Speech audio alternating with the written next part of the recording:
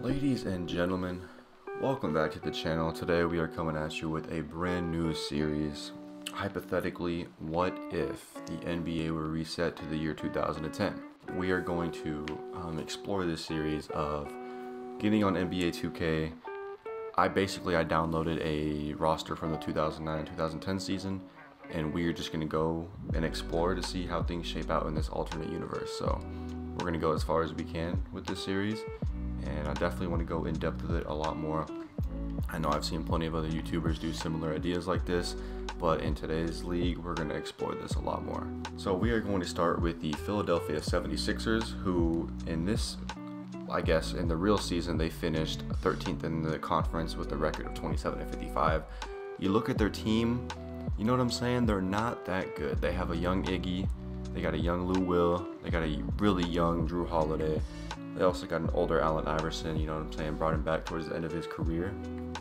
So that's how they're looking. Next up, we got the Milwaukee Bucks that are led by a 25-year-old Andrew Bogut. Totally forgot about this guy until, I was exploring these rosters.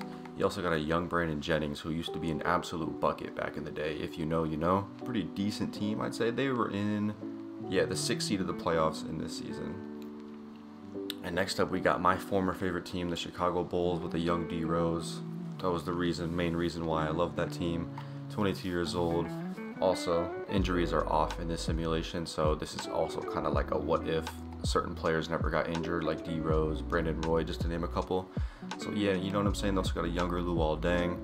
Joakim Noah was there as well, so that's pretty cool. And now, of course, you got 25-year-old LeBron James, 96 overall here with the Cavs, and just willing his team to the first seed. They were 61-21 in this season. The Boston Celtics, back when they had their big three of Pierce, Garnett, and Rondo. Ray Allen was also in there. Obviously, the Celtics back in that time frame were just a great team. And then you got the younger Los Angeles Clippers, the pre-Lob City days, with a rookie Blake Griffin, 83 overall, not too bad. We'll see if he can get them some wins. I don't think they would make the playoffs, but hey, you never know with 2K. And then you got the Memphis Grizzlies that are led by Zach Randolph, Rudy Gay, Marc Gasol, Mike Conley, that grit and grind type of style that Memphis is accustomed to. Next up, you got the Atlanta Hawks with ISO Joe, Josh Smith, you know what I'm saying, Al Horford, Jamal Crawford, another absolute bucket. You also got a really young Jeff Teague on the team as well. And then you got the Miami Heat, the year before LeBron James came to the team. So essentially it's just Dwayne Wade. You know what I'm saying? Shout out to Udonis Haslem as well. He's always been there. And then you got a younger Mario Chalmers on the team. And now we got Charlotte, who around this time they were still the Charlotte Bobcats. They were always a really disgusting team. Never really made too much noise during the season or in the playoffs throughout their years. You got the Utah Jazz back when Darren Williams was on the team, and this was when he was an absolute hooper, you know what I'm saying? 87 overall, he's 25 years old. You got the Sacramento Kings, who were led by Tyreke Evans, who I remember had a really good rookie season. After that, wasn't able to really match them throughout the following seasons. And then you got the New York Knicks before Carmelo Anthony, and basically there's really not much here. You got David Lee, who's 26 years old, but he's not looking the greatest. You also got Tracy McGrady on there, you know what I'm saying? Shout out to T-Mac. And then you got the Los Angeles Lakers, who in real life in this season did win the NBA championship. Kobe Bryant Finals MVP. Rest in power to the Mamba, you know what I'm saying? Pau Gasol, Bynum, Odom, they're all there. Really solid team back in the day. And of course, you got the Orlando Magic with prime Dwight Howard, 24 years old. This is when he was absolutely killing the league. And the Dallas Mavericks before their championship run with Dirk Nowitzki, 94 overall. They had pretty much their core was still intact at this time. And then you got the New Jersey Nets back when they're still in New Jersey. Basically, they're just led by a really young Brook Lopez and not much else.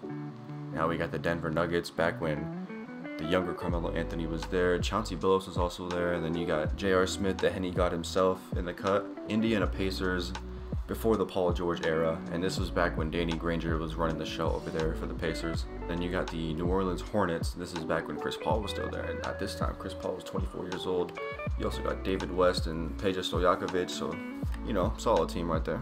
Now you got the Detroit Pistons, kind of when they started falling off a little bit, or I would say even around this time for sure. Rip Hamilton, that's pretty much it. Rodney Stuckey was also there, and Ben Wallace. You got the Toronto Raptors. This is also before Chris Bosh went to the Miami Heat, so he's still on the team. And then you got the Houston Rockets with Yao Ming.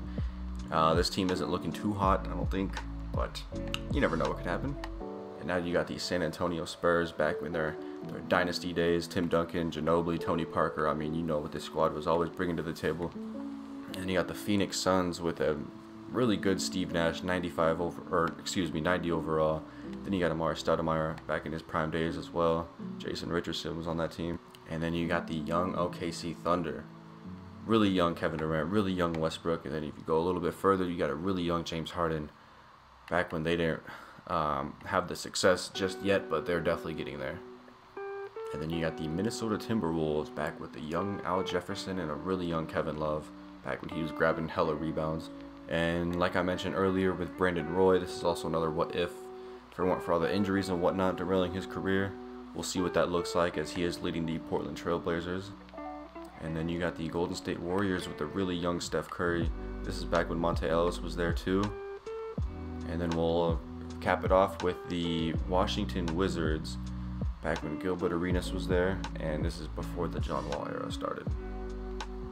So yeah, essentially we'll just go straight into this simulation. We'll stop around the All-Star break at the trade deadline just to see how the MVP race is looking, as well as Rookie of the Year and all the other awards. And then from there we'll go to the playoffs, and then basically with the playoffs I want to just simulate most of it, but if it's like a game 7, something like that, but especially like in the finals, if it's like an elimination game, we're going to simcast it, just that way we can watch the game if it's getting really close towards the end of the game. So here we are at the All-Star break, y'all. This is what the MVP race is looking like. You got Dwight Howard leading the charge. He's putting up 25 and just about 18 rebounds a game, averaging 3.5 blocks. That's ridiculous.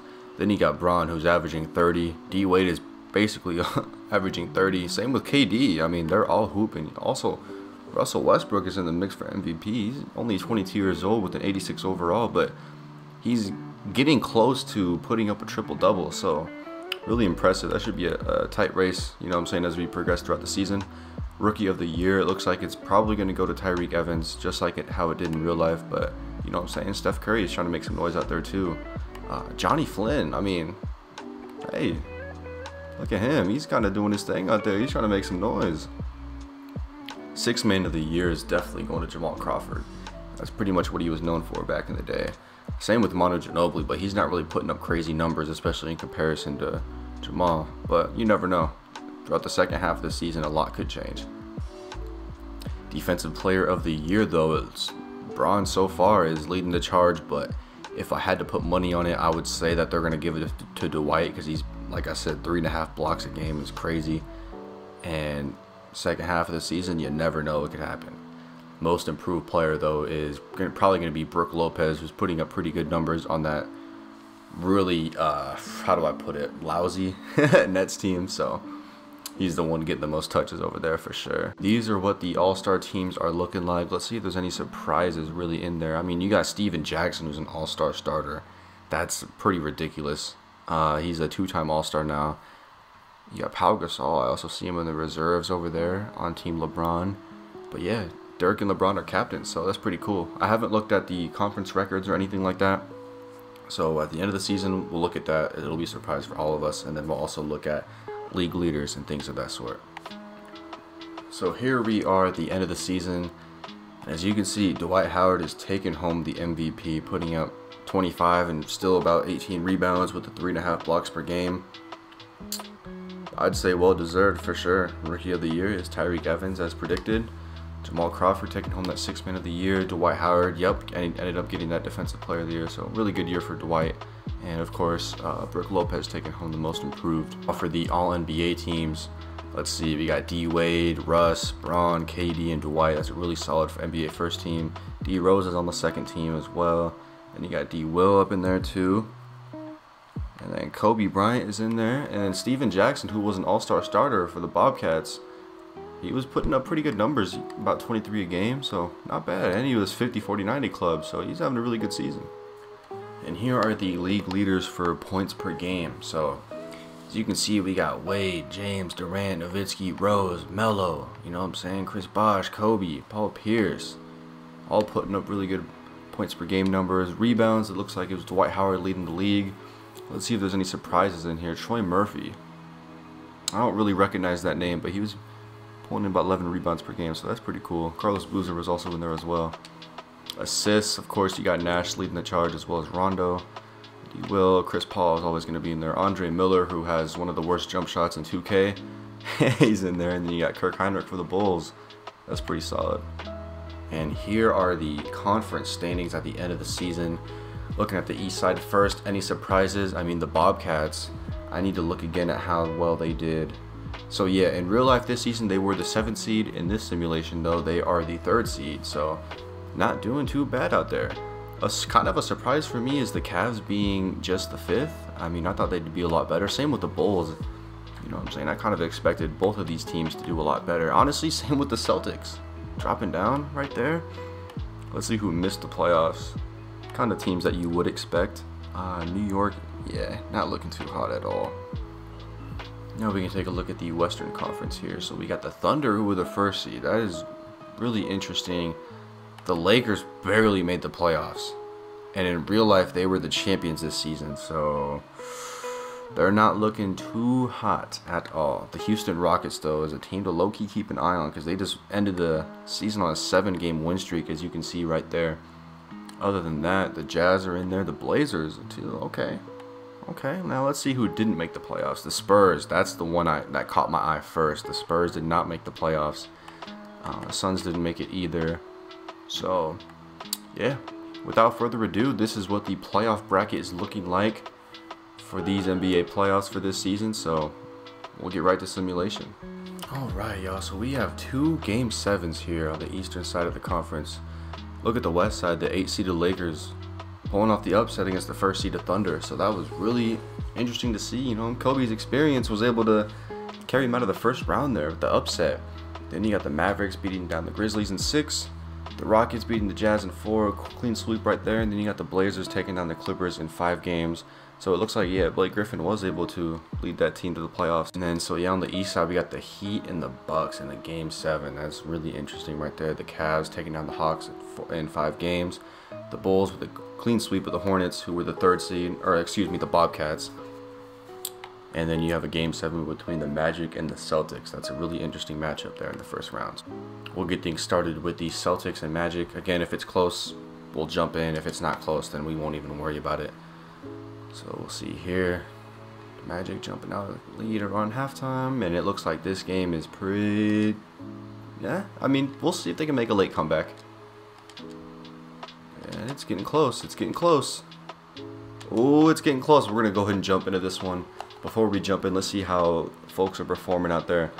Dwight Howard shooting 8 for 19. He has 5 turnovers, so not the greatest game, you know what I'm saying, in a Game 7. Let's look at the... oh, Paul Pierce is hooping for the Celtics, though. KG is doing his thing out there as well, so let's jump in and see if they can continue that momentum.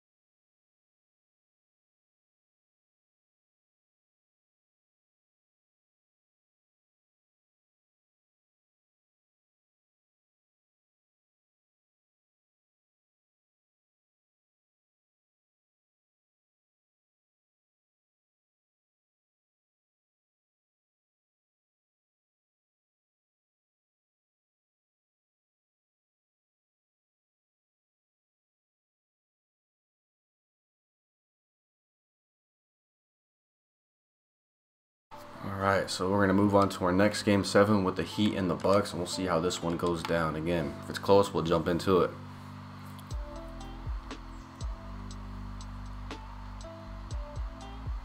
But it's looking like the Heat are going to take care of business tonight, moving on to the next round. D Wade putting up 53, 7, and 9. 3 steals and 2 blocks, the game of his life in the first round there.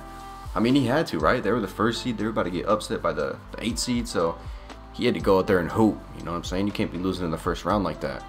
So now we have our second round matchup set. We got the Mavericks and the Lakers. That's a good one right there. The Blazers and the Rockets. That's another good one. The Heat and the Cavs. A beautiful one. D Wade versus Bron. And then you got the Magic and Bulls. Basically, Dwight Howard and D Rose going head to head. So I really like these matchups. We'll see how it goes down. And both, I mean, all teams were able to kind of take care of business. It wasn't too competitive on either side. Let's see. Well, I mean, we'll start with this. The Mavericks sweeping the Lakers in 4. Dirk was out there doing his thing. You know what I'm saying? The Blazers, though, moving on. Solid performance there by Brandon Roy. And then you got the Cavs taking down the Heat in 5 games. So D Wade wasn't, I mean, he was hooping, though. Come on. He was still hooping. But Bron was also hooping, too. You know what I'm saying? He's out there doing his thing in the playoffs, as always. And then you got the Bulls going down to 5 against Dwight. I mean, Dwight's out there. MVP type numbers, no doubt about it. So now we have the conference finals set, and we'll see how this one goes down. Alright, so we got a Game 7 between the Magic and the Cavs. But the Blazers, though, taking on the Mavericks in 5 and advancing to the NBA Finals. That is really awesome to see. Now we have this Game 7, though. So we'll see game by game. This is Game 1. You know, they're just going head to head. Game 2, you know, Vince Carter on the Magic was doing his thing. Bron didn't have the best game in Game 2. Game 3, though, Dwight was out there killing. Bron, again, not the best game, but it also wasn't like too terrible either. Here's Game 4. Jameer Nelson was hooping in this one. And then Game 5, where Bron really took over in that. And Game 6, Bron again taking over, dropping 51. But they lost, so I mean, I guess it didn't really amount to anything. Dwight Howard in this game had 7 blocks, which is ridiculous. Without further ado, though, this is Game 7. Magic got the home court. We'll see how this goes down. A trip to the NBA Finals is on the line right here. The Cavs are off to a decent start, but now the Magic are pulling away. But by halftime, the Cavs are able to tie it up. Let's see. Approaching the 4th quarter here, the Cavs have a really good lead. They're going to be able to hold on to it? I think so. I think so. Magic tried to make a late run there, but nah. In Game 7, the Cavs advancing to the NBA Finals. Bron really doing his thing there in a Game 7, as he always does. So now the NBA Finals are set, y'all. The Portland Trail Blazers and the Cleveland Cavaliers. So we'll see if Bron can get his first championship in Cleveland about, you know what I'm saying, 6 years early. Or if the Blazers can win their first since, what was it, like 1973, back when Bill Walton was there or something like that, 1977. Game 1 goes to the Cleveland Cavaliers. Bron out there with 31, 6, and 7. Brandon Roy was out there doing his thing as well. Game 2 is going to go to the Blazers. Trying to make this a little series. Okay.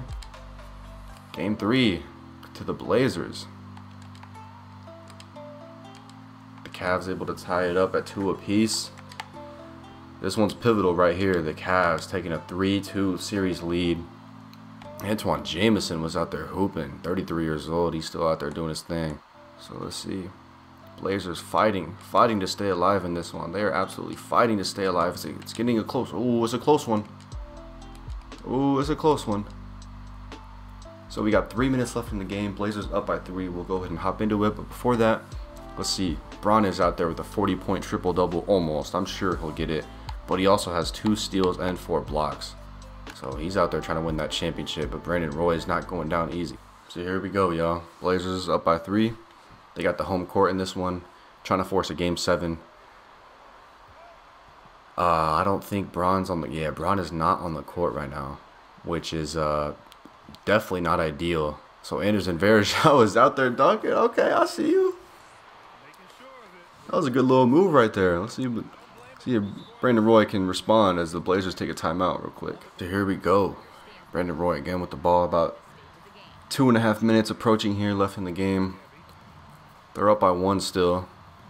So not necessarily a huge sense of urgency as LaMarcus Aldridge puts up a tough shot, but that falls through for him. Bron is back in the game now. Again, he's absolutely hooping this game. The Cavs take a quick timeout. Didn't take the pick. Oh, Mo Williams tried to take it in. Good rebound by Varejao, though. Bron, ooh, he was open for a second. Takes him off the dribble. Oh, good pass. Yikes. Whoever that was missed that shot. That was one he had to hit. Wide open. In a closeout game, like, you got to hit that shot, bro. Let's see. Andre Miller, again. Maybe y'all will see how bad the jump shot is in this game. If he gets a shot off. But Batum is trying to drive in. Tough shot. Tough shot. Doesn't go. Rebound Cavs. Going the other way now. Down by 3.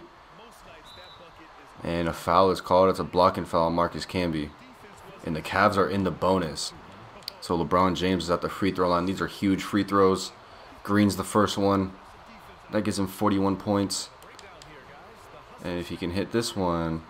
Oh, he misses. It was an 82% chance. So, I mean, it wasn't terrible, but that would have given them a better advantage because now they're down by 2 instead of being down by 1. Let's see what the Blazers can do. Trying to put a dagger in this game and force that game 7. Andre Miller. Oh, good little layup right there. Put him up by 4. Timeout Cavs. And I forgot, this is back when Shaq was on the Cavs. So Shaq could low-key get another ring right here. As he passes the ball into LeBron. Takes the screen. Pull up 3. Greens it. That was the 3. Yeah, that was a 3. That was a crazy shot. That was super clutch. Bron now has 44 in this game. Man, what a performance. So now we're approaching just a minute left here in the game. Portland still has that 1-point lead. They're holding on to that for dear life. Shaq with a nice block right there. Bron's taking it the other way. Looking to slow down just a little bit. Pass to whoever that was that missed that crucial shot earlier. Get the ball out of his hands, bro. I don't know if he's ready for this moment. Unless he's ready to redeem himself. Let's see. Takes the screen from Shaq. Pull up 3. That was not a good shot, bro. Ugh, I don't know how I feel about that one.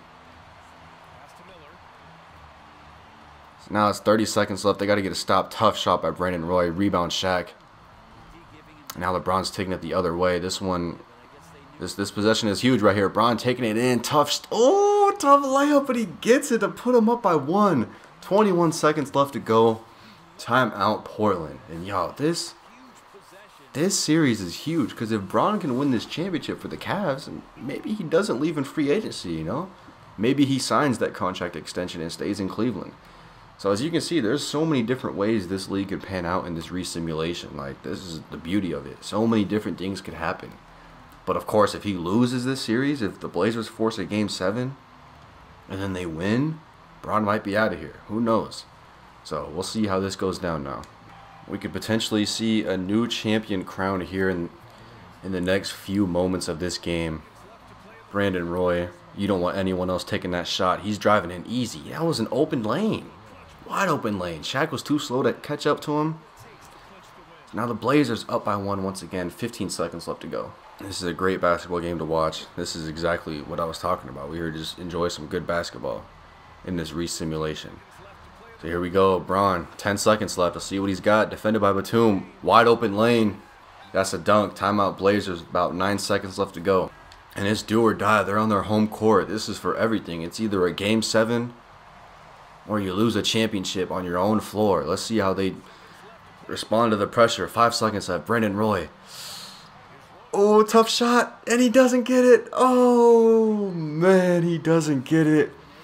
That was a tough shot, but it was definitely makeable. Like, it wasn't too contested, I don't think. So, Bron is at the free throw line. 4/10 of a second left. I think this, I don't know if you can get a full court heave off in time. How much time they got, but I mean, you never know with 2K, bro. Bron hits the first and hits the second. So, if they somehow get this, nope. And so that'll do it. The Cleveland Cavaliers win the NBA championship. Shaq gets another ring. Bron brings a chip to Cleveland. What was he, 25 in this little scenario? So instead of 2016, it's 2010 that he brings that championship to Cleveland.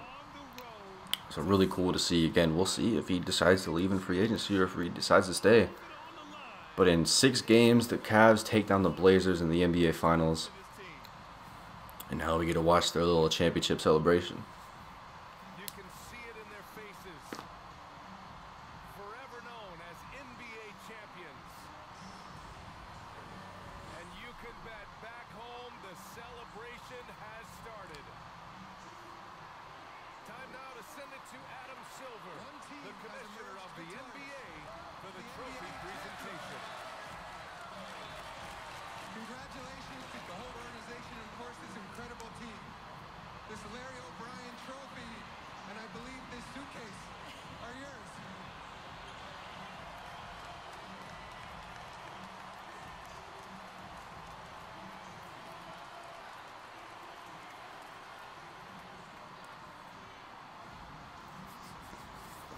You're Bill Russell, Finals MVP.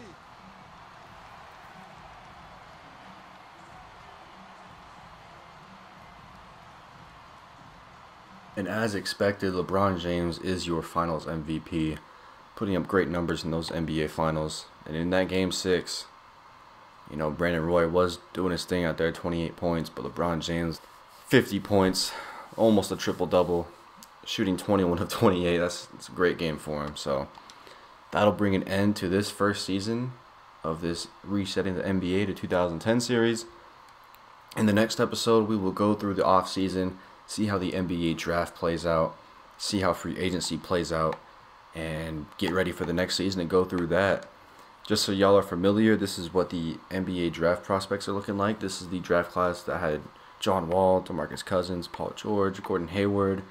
Go through some of these names here, see who you recognize. Hassan Whiteside, Ed Davis, Derek Favors. Let's see, Eric Bledsoe. Avery Bradley's in there too. Al-Farouq Aminu. So, yeah, pretty decent draft class there. So, next episode, like I said, we'll go through all that. So, yeah, let me know what y'all think of this new series right here. Show some love and support on the channel. As always, I appreciate y'all. And we will catch y'all in the next one. Peace.